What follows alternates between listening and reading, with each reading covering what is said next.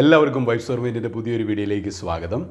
നമ്മൾ സ്നേഹിക്കുന്ന വ്യക്തി നമ്മളെ തിരിച്ച് അതുപോലെ തന്നെ സ്നേഹിക്കാനും നമുക്ക് അർഹമായിട്ടുള്ള ഒരു പരിഗണനയും അർഹമായിട്ടുള്ള റെസ്പെക്റ്റും ഒക്കെ തരാനായിട്ട് നമ്മുടെ വാല്യൂ അവർക്ക് മനസ്സിലാക്കി കൊടുക്കാനായിട്ട് നമ്മൾ ചെയ്യേണ്ട 5 കാര്യങ്ങൾ അല്ലെങ്കിൽ സ്നേഹബന്ധങ്ങളിലൊക്കെ നമ്മളെപ്പോഴും ഓർത്ത് വെക്കേണ്ട 5 റൂൾസുകളാണ് ഇന്നത്തെ വീഡിയോയിൽ പറയാനായിട്ട് പോകുന്നത്.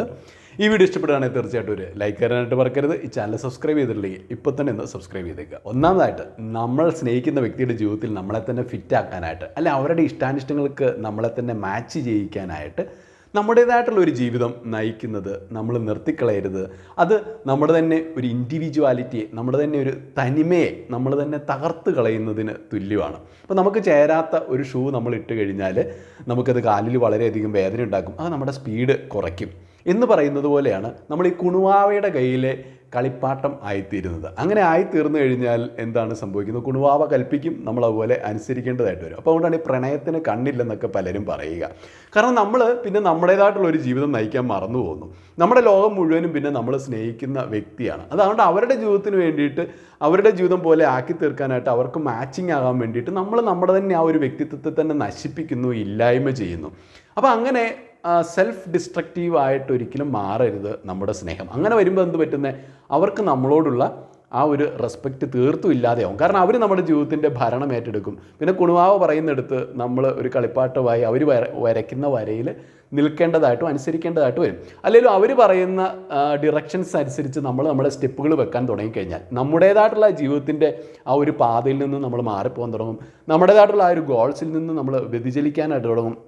അപ്പം നമ്മുടെ ജീവിതത്തിനൊരു അർത്ഥമില്ലാതെയായി തീരും. ആരുടെയോ തിരക്കഥയ്ക്കനുസരിച്ച് ആടുന്ന വെറും പാവകളായിട്ട് നമ്മൾ മാറുകയും ചെയ്യും. അപ്പോൾ അതുകൊണ്ട് നമ്മൾ നമ്മുടേതായിട്ടുള്ള ഒരു തനത് ശൈലിയിൽ നമ്മുടേതായിട്ടുള്ള ഒരു ജീവിതം നമ്മുടേതായിട്ടുള്ള ഒരു തിരക്കഥയ്ക്കനുസരിച്ച് ജീവിക്കുക. അപ്പോൾ നമ്മൾ തന്നെ ആയിരിക്കാനായിട്ട് ശ്രമിച്ചാൽ മതി. അങ്ങനെ നമ്മുടേതായിട്ടുള്ള ആ ഇൻഡിവിജ്വാലിറ്റിയിൽ നിലനിന്നുകൊണ്ട് തന്നെ നമ്മൾ നമ്മുടെ ആ ഒരു ലൈഫ് ഗോൾസോ അല്ലെങ്കിൽ നമ്മുടെ തന്നെ ജീവിത ദർശനങ്ങളോ വിഷൻസോ ഒന്നും മാറ്റിവെക്കാതെ അതിനുവേണ്ടി പരിശ്രമിച്ചുകൊണ്ട് തന്നെ അതിനോടൊപ്പം കൊണ്ടുപോകേണ്ടതാണ് ഈ പറഞ്ഞ സ്നേഹബന്ധങ്ങളും. അപ്പോൾ മാത്രമാണ് നമ്മളെ സ്നേഹിക്കുന്ന വ്യക്തിക്ക് നമ്മളോടൊരു ആദരവ് തോന്നത്തുള്ളൂ. ആ ഒരു സ്നേഹത്തിൽ ആ സ്നേഹബന്ധത്തിൽ കൂടുതൽ ഇൻവെസ്റ്റ് ചെയ്യാനും അവർക്ക് തോന്നത്തുള്ളൂ. അല്ലെങ്കിൽ നമ്മളെ വെറും പാഴായിട്ടേ അവർ കണക്കാക്കത്തുള്ളൂ. ഇനി രണ്ടാമതായിട്ട് നമ്മുടെ തന്നെ മാതാപിതാക്കളെയും കുടുംബക്കാരെയും അല്ലെങ്കിൽ കൂട്ടുകാരെയും ഒന്നും നമ്മൾ സ്നേഹിക്കുന്ന ആ വ്യക്തിയെ പ്രീണിപ്പിക്കാൻ വേണ്ടി പ്രസാദിപ്പിക്കാൻ വേണ്ടി നമ്മൾ ഒരിക്കലും അവരുമായിട്ടുള്ള റിലേഷൻഷിപ്പ് കട്ട് ചെയ്ത് കളയരുത്. പലരും ചെയ്യുന്ന വലിയൊരു മണ്ടത്തരമാണിത്. താൻ സ്നേഹിക്കുന്ന ആ ഒരു പെൺകുട്ടിക്ക് വേണ്ടിയിട്ട് അല്ലെങ്കിൽ താൻ സ്നേഹിക്കുന്ന പുരുഷന് വേണ്ടിയിട്ട് തന്നെ അതുവരെ പോറ്റി വളർത്തിയ മാതാപിതാക്കളെയൊക്കെ തള്ളിപ്പറയുക, അല്ലെങ്കിൽ ബന്ധുക്കളെയൊക്കെ തള്ളിപ്പറയുക, കൂട്ടുകാരെ തള്ളിപ്പറയുക, എന്നിട്ട് തൻ്റെ ലോകം ഈ സ്നേഹിക്കുന്ന ഒരു വ്യക്തിയിൽ മാത്രമായിട്ട് ചുരുക്കുക എന്നുള്ളത്. അത് തീർച്ചയായിട്ടും മണ്ടത്തരമാണെന്ന് പറയാൻ കാരണം നമ്മൾ ഇരിക്കുന്ന കമ്പ് മുറിക്കുന്നതിന് തുല്യമാണത്. നമ്മുടെ ഫ്രണ്ട്സും ഫാമിലി മെമ്പേഴ്സും ഒക്കെയാണ് നമ്മളെ അത്രയും കാലം സപ്പോർട്ട് ചെയ്യുന്ന വലിയൊരു നെറ്റ്വർക്കാണ്. അപ്പോൾ നമ്മൾ ആ ഇരിക്കുന്ന കമ്പ് തന്നെ മുറിച്ച് കളഞ്ഞിട്ട് മറ്റൊരാളുമായിട്ട് ബന്ധം സ്ഥാപിക്കാനായിട്ട് പോവുകയാണ്. അപ്പോൾ നമുക്ക് എന്താണ്? ആത്യന്തികമായിട്ട് വലിയ നഷ്ടമാണ്. കാരണം നമ്മുടെ തന്നെ റൂട്ടാണ് അവിടെ ഇല്ലാതെയാവും, നമ്മുടെ തന്നെ വേരുകൾ അവിടെ അറ്റുപോകുന്നു. നമ്മൾ ഇതുവരെ നിലനിന്നിരുന്ന ആ ഒരു വലിയ ഫാമിലിയുടെ ആ ഒരു മരം, ആ ഒരു ട്രീയിൽ നിന്ന് നമ്മൾ അകറ്റപ്പെടുന്നു, നമ്മൾ ഐസൊലേറ്റ് ചെയ്യുന്നു നമ്മളെ തന്നെ. അപ്പോൾ പിന്നെ നമുക്കൊരു പ്രശ്നം ഉണ്ടായാൽ ഇവരാരെങ്കിലും നമ്മുടെ കൂടെ നിൽക്കാനുണ്ടാവില്ല. അപ്പോൾ നമ്മൾ അവരെയൊക്കെ തള്ളിപ്പറയുന്നു. അപ്പോൾ നമ്മളെ സ്നേഹിക്കുന്ന ഒരു വ്യക്തിയുടെ ഒരു സ്വാർത്ഥതയ്ക്ക് വേണ്ടിയിട്ട് ഒരിക്കലും നമ്മളത് ചെയ്യരുത്. ഇനി നമ്മുടെ വീട്ടുകാർ ഒരുപക്ഷെ ചിലപ്പം ചില വിവാഹമൊക്കെ കഴിഞ്ഞ് കഴിയുമ്പോൾ വീട്ടുകാരും ഈ പറഞ്ഞ പെൺകുട്ടിയൊക്കെ ആയിട്ട് ഒത്തുപോകത്തില്ലെങ്കിൽ ഒരുപക്ഷെ നമ്മളങ്ങനെ മാറി നിൽക്കേണ്ടതായിട്ടൊക്കെ വരും. അതിന് പല സൊല്യൂഷൻസും കണ്ടെത്തേണ്ടി വരും. എന്നാൽ ഈ വിവാഹത്തിനൊക്കെ മുൻപ് തന്നെ നമ്മൾ സ്നേഹിക്കുന്ന ആ ഒരു ആൾക്ക് വേണ്ടിയിട്ട് നമ്മൾ ഒരിക്കലും നമ്മുടെ ഫാമിലിയെ തള്ളിപ്പറയുകയോ ഫ്രണ്ട്സിനെ തള്ളിപ്പറയുകയോ ഒന്നും ചെയ്യരുത്. അത്രയ്ക്ക് സീരിയസ് ആയിട്ടുള്ള ഇഷ്യൂസ് അവിടെ ഉണ്ടായിട്ടുണ്ടെങ്കിൽ മാത്രം വേണ്ടത് വളരെ ഉചിതമായിട്ടുള്ള രീതിയിൽ മാത്രം നമ്മൾ പ്രവർത്തിക്കുക. ഇനി നിങ്ങൾ വിചാരിക്കുന്ന പോലെ നിങ്ങൾ ആ വ്യക്തിക്ക് വേണ്ടിയിട്ട് നിങ്ങളുടെ കുടുംബക്കാരെയും ഫ്രണ്ട്സിനെയൊക്കെ തള്ളിപ്പറയുമ്പോൾ അവിടെ പുതിയൊരു ദുശാഠ്യത്തിൻ്റേതായിട്ടുള്ളൊരു അധ്യായം തുടങ്ങുകയാണ് ചെയ്യുന്നത്. കാരണം അവർ നോക്കുമ്പോൾ എന്താ, അവർക്ക് വേണ്ടി നിങ്ങൾ എന്ത് വേണേൽ ചെയ്യും, ആരെ വേണേൽ തള്ളിപ്പറയും. അപ്പോൾ പിന്നെ അവിടെയും അവർ ആധിപത്യം പുലർത്താനായിട്ട് ശ്രമിക്കും, നിങ്ങളെ മാനിപ്പുലേറ്റ് ചെയ്യാനായിട്ട് ശ്രമിക്കും. അപ്പോൾ അതുകൊണ്ട് ഒരിക്കലും അവരെ പ്രീതിപ്പെടുത്താനായിട്ട് അങ്ങനെ ചെയ്യരുത്. അവരൊരിക്കലും പ്രീതിപ്പെടുകയില്ലെന്ന് മാത്രമല്ല നമ്മുടെ ലൈഫിനെ കൂടുതൽ കോംപ്ലിക്കേഷൻസിലേക്ക് നയിക്കുന്നതായിരിക്കും. ഇനി മൂന്നാമായിട്ട് നിങ്ങൾ സ്നേഹിക്കുന്ന വ്യക്തിയോട് ഒരുപാട് ഇമോഷണലി ഡിപ്പെൻഡൻ്റ് ആവരുത്. അവരെ വല്ലാത്ത രീതിയിൽ വൈകാരികമായിട്ട് ആശ്രയിച്ച് കഴിഞ്ഞാൽ നിങ്ങളുടെ ഇമോഷണൽ ബാലൻസ് പോകും. പിന്നെ അവർ പറയുന്നത് പോലെ ആവും കാര്യങ്ങൾ. തന്നെയുമല്ല അവർ പിന്നെ ആ സ്നേഹബന്ധത്തിന് വേണ്ടി ഒന്നും ഇൻവെസ്റ്റ് ചെയ്യത്തില്ല. നിങ്ങൾ അവരുടെ അടിമയായി മാറിക്കഴിഞ്ഞു. അപ്പോൾ പിന്നെ അവർ കൈയും കെട്ടി നോക്കിയിരിക്കത്തേ ഉള്ളൂ. നിങ്ങൾ തന്നെ എല്ലാം ഇങ്ങനെ ചെയ്തുകൊണ്ടിരിക്കണം. അപ്പോൾ അവർക്ക് വേണ്ടി സമയം കണ്ടെത്തണം, അല്ലെങ്കിൽ 24 മണിക്കൂർ മണിക്കൂറും അവരെ പ്രീതിപ്പെടുത്താൻ പുറകെ നടക്കണം. പക്ഷെ അവരൊരിക്കലും പ്രസാദിക്കത്തില്ല. അവർക്ക് നിങ്ങളെക്കുറിച്ച് കംപ്ലയിൻറ്റ് മാത്രമേ ഉണ്ടാവത്തുള്ളൂ. അപ്പോൾ ഏത് സമയം വേണമെങ്കിലും അവർ നിങ്ങളെ വിട്ടിട്ട് പോകാം എന്നുള്ളൊരു ഭയവും നിങ്ങൾ നേരിടേണ്ടതായിട്ട് വരും. അപ്പോൾ അതുകൊണ്ട് നമ്മളെപ്പോഴും കാണിക്കേണ്ടത് നമുക്ക് അവരുടെ ആവശ്യമില്ല, അല്ല അവർ ഉണ്ടെങ്കിലും നമുക്ക് കുഴപ്പമില്ല, ഇല്ലെങ്കിലും കുഴപ്പമില്ല. നമ്മുടെ ഹാപ്പിനെസ് നമ്മുടെ ഉള്ളിൽ തന്നെ നമ്മൾ കണ്ടെത്താനായിട്ട് ശ്രമിക്കണം. അപ്പോൾ അവർ നമ്മളുടെ കൂട്ടത്തിലില്ലെങ്കിൽ നമ്മൾ ജീവിക്കാൻ പറ്റില്ല, അങ്ങനെ ഒരു അവസ്ഥയും ഉണ്ടാവാനായിട്ട് പാടില്ല. അവരെ കൂടാതെ എനിക്ക് ജീവിക്കാനേ പറ്റത്തില്ല എന്ന് പറയുമ്പോഴാണ് പല സ്നേഹബന്ധങ്ങളും ബ്രേക്കപ്പ് ആകുമ്പോൾ നമുക്കത് താങ്ങാൻ പറ്റുന്നില്ല, എൻ്റെ സ്ട്രെസ്സ്, അല്ലെങ്കിൽ അത് നമുക്ക് പിന്നെ ഇമാജിൻ ചെയ്യാനേ പറ്റത്തില്ല ആ വ്യക്തി ഇല്ലാതെ എങ്ങനെ ജീവിക്കും. അപ്പോഴാണ് പലരും ഇങ്ങനെ അനാവശ്യമായിട്ട് ആത്മഹത്യ ചെയ്യാനോ അല്ലെങ്കിൽ മറ്റ് കടുങ്കൈകളൊക്കെ ചെയ്യാനൊക്കെ പോകുന്നത്. എന്നാൽ അവരില്ലാതെയും ജീവിക്കാൻ നമ്മളെ തന്നെ നമ്മൾ പരിശീലിപ്പിക്കുക. അപ്പം അവരിൽ ഒരുപാട് നമ്മളങ്ങ് അറ്റാച്ച്ഡ് ആയി കഴിഞ്ഞാൽ, അവരിൽ നമ്മൾ ഒരുപാട് വൈകാരികമായിട്ട് ആശ്രയിക്കാനായിട്ട് തുടങ്ങിക്കഴിഞ്ഞാൽ ഒരിക്കലും പിന്നെ നമുക്ക് നമ്മുടേതായിട്ടുള്ള ഒരു നിലനിൽപ്പേ ഇല്ല. നമ്മൾ അവരുടെ ചുറ്റും കറങ്ങുന്ന ഒരു ഗ്രഹമായി മാറും. ഒരു ഓർബിറ്റിൽ ഇങ്ങനെ ഗ്രഹം പെട്ടുപോയി കഴിഞ്ഞാൽ, അല്ലെങ്കിൽ സാറ്റലൈറ്റ് പെട്ടുപോയി കഴിഞ്ഞാൽ അത് അവിടെ കിടന്ന് ഇങ്ങനെ കറങ്ങിക്കൊണ്ടേയിരിക്കും. പിന്നെ അതിൽ നിന്നൊരു മോചനമില്ല. അപ്പം നമ്മൾ എല്ലാവരുടെയും മൂൺ ആയിട്ട് ജീവിക്കേണ്ടി വരികയാണ്. അപ്പം നമ്മൾ നമ്മുടെ തന്നെ സണ്ണായി മാറുക, നമ്മുടെ തന്നെ പാത്തുകളെ നമ്മൾ പ്രകാശിപ്പിക്കുക. ഇനി ഈ കുണുവാവയുടെ കയ്യിൽ നമ്മുടെ ഈ ഒരു സന്തോഷത്തിൻ്റെ മെൻ്റൽ ഹെൽത്തിൻ്റെയൊക്കെ കീ കൊടുത്താൽ എങ്ങനെയിരിക്കും? കുണുവാവ തീരുമാനിക്കും നമ്മൾ സന്തോഷിക്കണോ വേണ്ടയോ.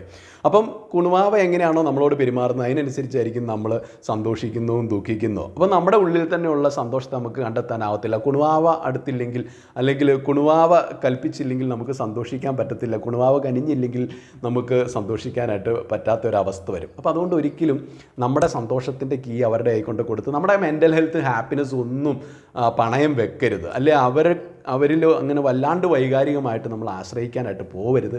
നമ്മൾ എപ്പോഴും ബാലൻസ്ഡ് ആയിരിക്കണം. ഇമോഷണൽ ബാലൻസ് മസ്റ്റാണ്. അതിൻ്റെ കീ നമ്മൾ ആരെയും ഏൽപ്പിക്കരുത്.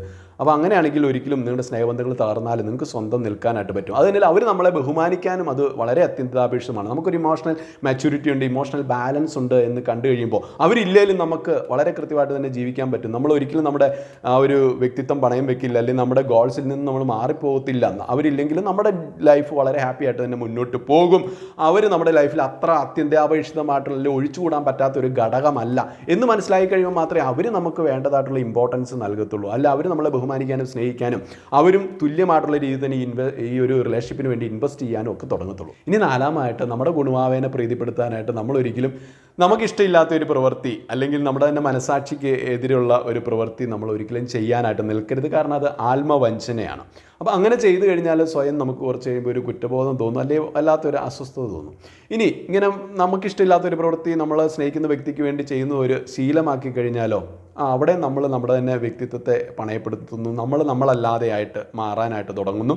ആ വ്യക്തിയുടെ ഇഷ്ടങ്ങൾ നമ്മുടെ ജീവിതത്തെ ഭരിക്കാനായിട്ട് തുടങ്ങുന്നു. അപ്പോൾ അതുകൊണ്ട് തന്നെ നമ്മൾക്ക് പിന്നെ നമ്മുടേതായിട്ടുള്ള ഒരു നിലനിൽപ്പില്ല. ആ ഒരു വ്യക്തിയുടെ ഒരു നിഴലായിട്ട് മാത്രം നമ്മൾ മാറുന്നു. ആ വ്യക്തിയുടെ കമാൻഡുകൾ അനുസരിച്ച് മാത്രം നമ്മൾ പെരുമാറാനായിട്ട് തുടങ്ങുന്നു. അപ്പോൾ നമുക്ക് അവിടെ ഒരു സെൽഫ് റെസ്പെക്റ്റ് നഷ്ടപ്പെടുന്നു, സെൽഫ് എസ്റ്റീം നഷ്ടപ്പെടുന്നു. അതുകൊണ്ട് തന്നെ നമ്മളെ സ്നേഹിക്കുന്ന ആ വ്യക്തിക്കും നമ്മളോട് ഒരു പുച്ഛമായിരിക്കും. അവർക്ക് നമ്മളെ പിന്നെ ഒരിക്കലും റെസ്പെക്റ്റ് ചെയ്യാനായിട്ട് സാധിക്കത്തില്ല. അപ്പോൾ അതുകൊണ്ട് നമുക്കിഷ്ടമില്ലാത്ത ഒരു കാര്യം അത് ഇഷ്ടമല്ലെങ്കിൽ ഇഷ്ടമല്ല എന്ന് തുറന്നു പറയാനുള്ള ഒരു ആർജവത്വം നമ്മൾ കാണിക്കുമ്പോഴാണ് അവർക്ക് നമ്മളോട് റെസ്പെക്റ്റും ഇഷ്ടമൊക്കെ തോന്നുന്നത്.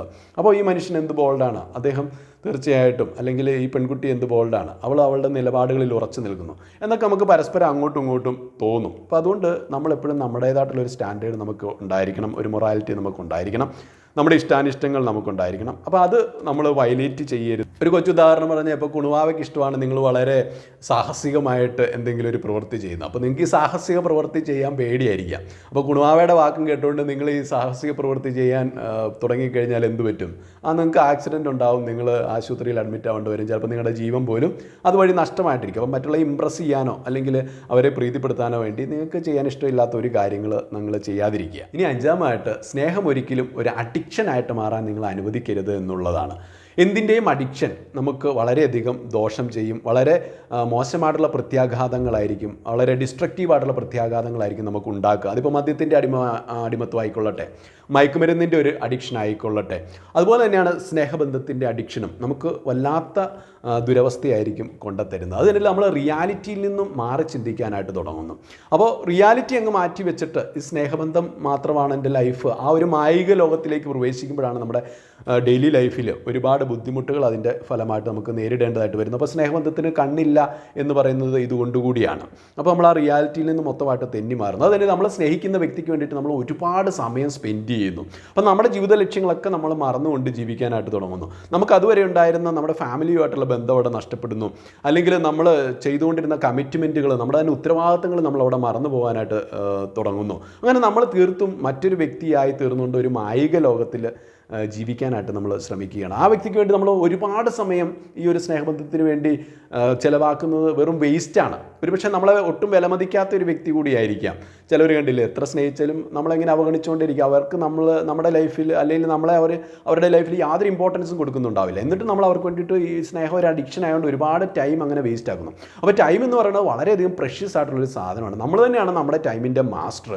അപ്പോൾ അതിനെ വളരെ കാര്യക്ഷമമായിട്ടുള്ള രീതിയിൽ കൈകാര്യം ചെയ്യാൻ പഠിക്കണം. അപ്പോൾ നമ്മുടെ ലൈഫിനെ ആ രീതിയിൽ ബാലൻസ് ചെയ്യാൻ പഠിക്കണം. അപ്പോൾ സ്നേഹബന്ധത്തിനാണെങ്കിലും ഒരു ബാലൻസ് വേണം. ആ ഒരു ബാലൻസ് കീപ്പപ്പ് ചെയ്യുമ്പോൾ മാത്രമാണ് ഈ സ്നേഹബന്ധങ്ങൾ നമുക്കൊരു സ്വർഗ്ഗ അനുഭൂതി പകർന്നു നൽകുന്നത്. അല്ലെങ്കിൽ അത് നമ്മുടെ ഒരു ജീവിതത്തിൻ്റെ ഒരു മുതൽക്കൂട്ടായി മാറുന്നത്, നമ്മുടെ ജീവിതത്തിൽ അതൊരു നന്മയായിട്ട് ഒരു അനുഗ്രഹമായിട്ട് ഈ സ്നേഹബന്ധങ്ങൾ പരിണമിക്കുന്ന അതിനൊരു ബാലൻസ് ഉള്ളപ്പോഴാണ്. അപ്പോൾ നമ്മൾ ഒരിക്കലും അതിന് അഡിക്ഷൻ ഉണ്ടാവാതിരിക്കുക. അഡിക്ഷൻ ഉണ്ടാവാതിരിക്കുമ്പോൾ തീർച്ചയായിട്ടും നമ്മൾ ആ ഒരു റിയാലിറ്റി തന്നെ ജീവിക്കും. അങ്ങനെയുള്ള ആ റിയാലിറ്റി ജീവിക്കുന്നവരെയാണ് ഈ പറഞ്ഞ പങ്കാളികളും ബഹുമാനിക്കുന്നു, സ്നേഹിക്കുന്നു. അല്ലാതെ സ്വയം മറന്ന് അതിന് അഡിക്റ്റായി ജീവിക്കുന്നവരെ ഈ പറഞ്ഞ പങ്കാളികളും ഒരിക്കലും റെസ്പെക്റ്റ് ചെയ്യാനോ സ്നേഹിക്കാനോ വിലമതിക്കാനോ ഒന്നും പോകുന്നില്ല. അപ്പോൾ ഈ പറഞ്ഞ 5 റൂൾസ് സ്നേഹബന്ധങ്ങളിൽ വളരെയധികം നമ്മൾ പാലിക്കേണ്ട കാര്യങ്ങൾ തന്നെയാണ്. അപ്പോൾ നമ്മളെ തന്നെ ഉള്ളൊരു സെൽഫ് റെസ്പെക്റ്റും സെൽഫ് എസ്റ്റീമും ഒക്കെ വളർത്തിയെടുക്കാനായിട്ട് ഈ റൂൾസ് നമ്മളെ സഹായിക്കും.